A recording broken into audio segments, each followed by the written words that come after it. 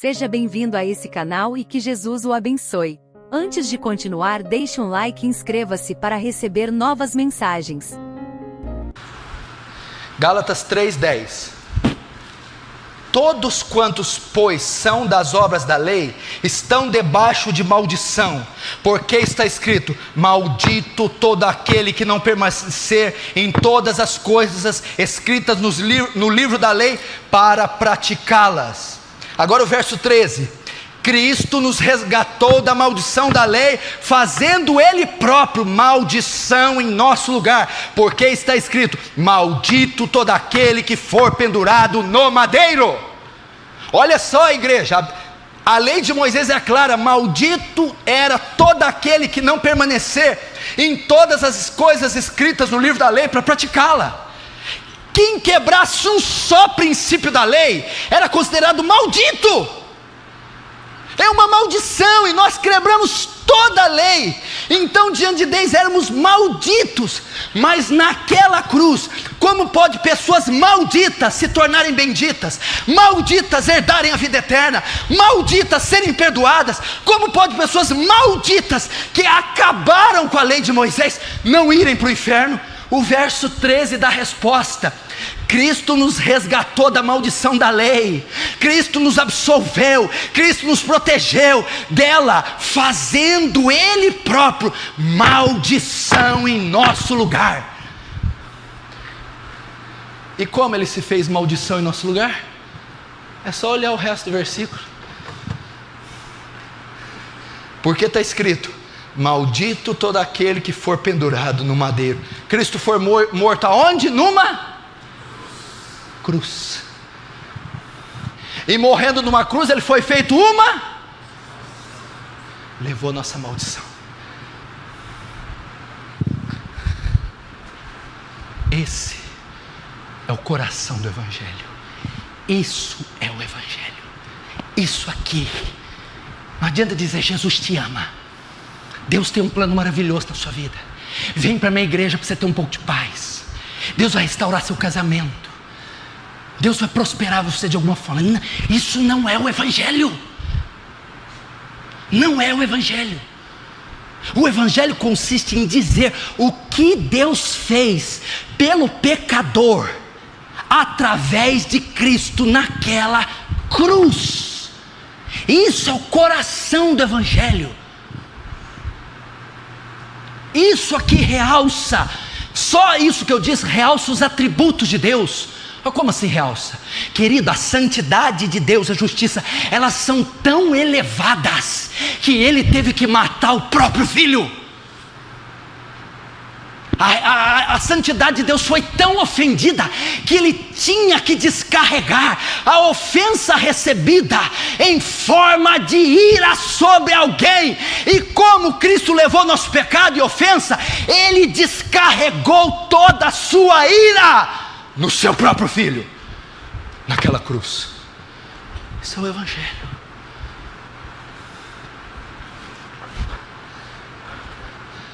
A justiça de Deus não pode tolerar pecados, não pode inocentar o culpado. A justiça de Deus é tão elevada, presta atenção. Imagine que a justiça de Deus vai olhar para a terra e ela vai mirar o pecado. E onde ela mirar, ela descarrega a ira. Ela tem que satisfazer, ser satisfeita. Deus está lá em cima, a justiça. Quando Ele olha para a terra, Ele vê nossos pecados todos em Cristo. Então Ele satisfaz a justiça dEle, descarregando a ira de Deus, a própria ira, no seu Filho, condenando-o, executando-o, matando. Você aprende os atributos de Deus. Você aprende sobre a justiça, quão elevada ela é. Billy Graham diz que a santidade de Deus é tão séria que nem o próprio Filho Ele poupou, matou. Você aprende também o amor. Nessa passagem você vê o plano mirabolante de Deus. Como que eu salvo essa raça de salteadores?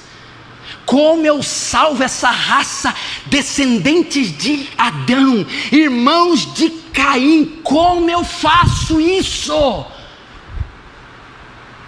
Matando o meu filho. E você vem falar para mim que você quer um carro? Você vem falar para mim que você precisa de tirar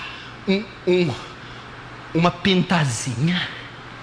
Você vem dizer para mim que está esperando financiamento? Olha a riqueza da glória que eu estou te dizendo. Você vem dizer para mim que quer um carro? Padeça você com seu carro. Não foi isso que a cruz veio fazer. Olha o amor de Deus se fazendo homem, sofrendo, assumindo culpa de assassinos e pagando por um pecado que ele não cometeu, para que você fosse salvo, justo, herdasse a vida eterna.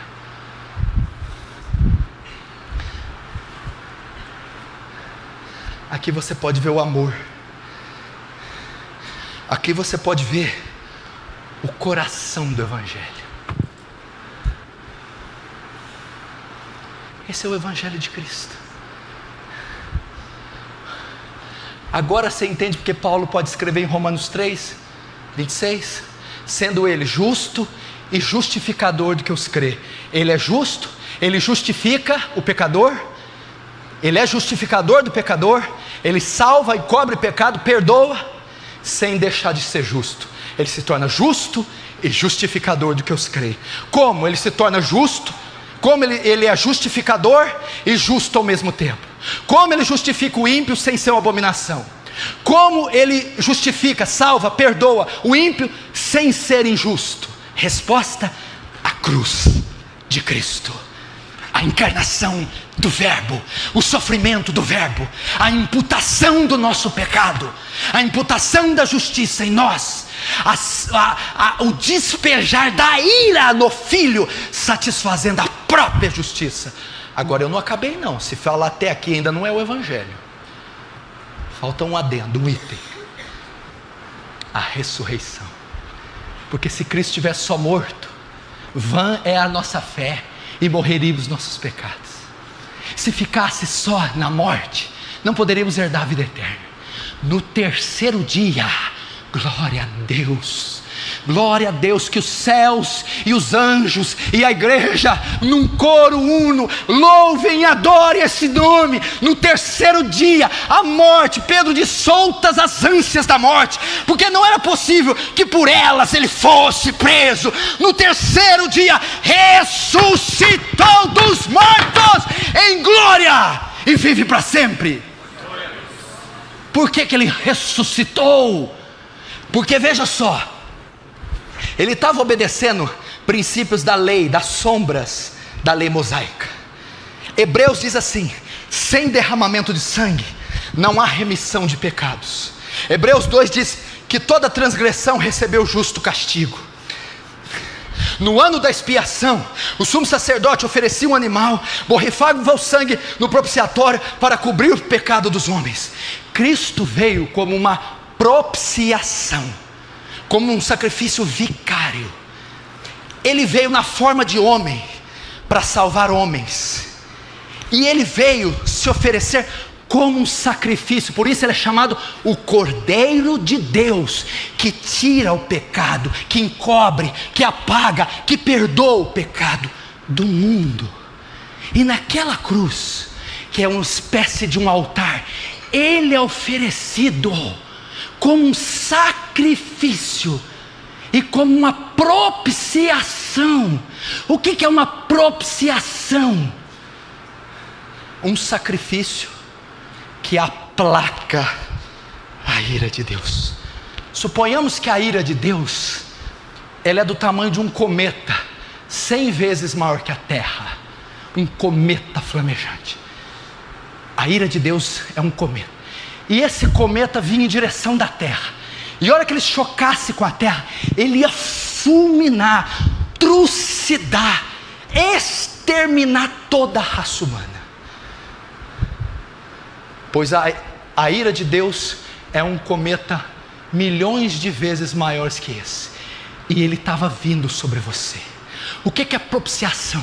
Quando esse cometa 100 vezes maior que a Terra vinha fora de órbita para colidir com a Terra, para colidir com você, Jesus naquela cruz abre os braços, coloca as costas sobre o cometa, você na frente dele, e ele diz: agora solte o cometa. Então esse cometa vem em forma de ira, e ele na cruz, ele suporta todo o peso desse cometa, da ira, sem que uma fagulha te atinja. Isso é propiciação, um sacrifício que aplaca, apazigua, suporta, retém a ira de Deus. Nenhum estilhaço pegou em nós. O seu grande capitão, o seu grande senhor, o seu grande general se colocou na sua frente, entre você e o cometa da ira, e com suas costas naquele madeiro, ele suportou a ira, dizendo: está consumado, está quitado, está pago. Ele é um sacrifício. Só que o sacrifício, presta atenção. Está me ouvindo aí, hein, Bruna? Está entendendo, filha? Mas assim, se você estiver entendendo. Isso.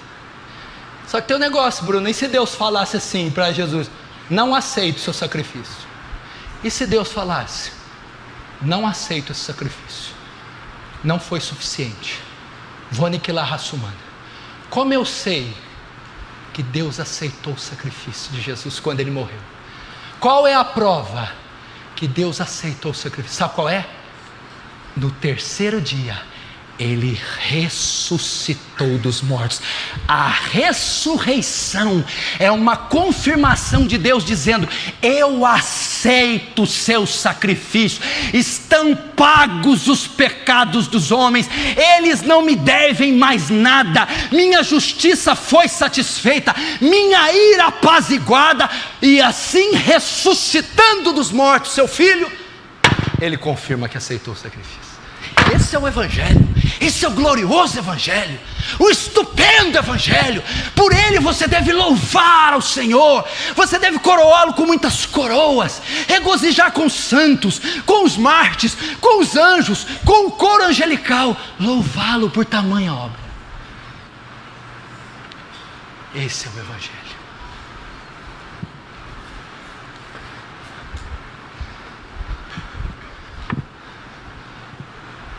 Se você não sabia isso que eu falei até hoje, então você não conhecia nada do Evangelho. Porque você fala: não, eu conhecia o Evangelho sim.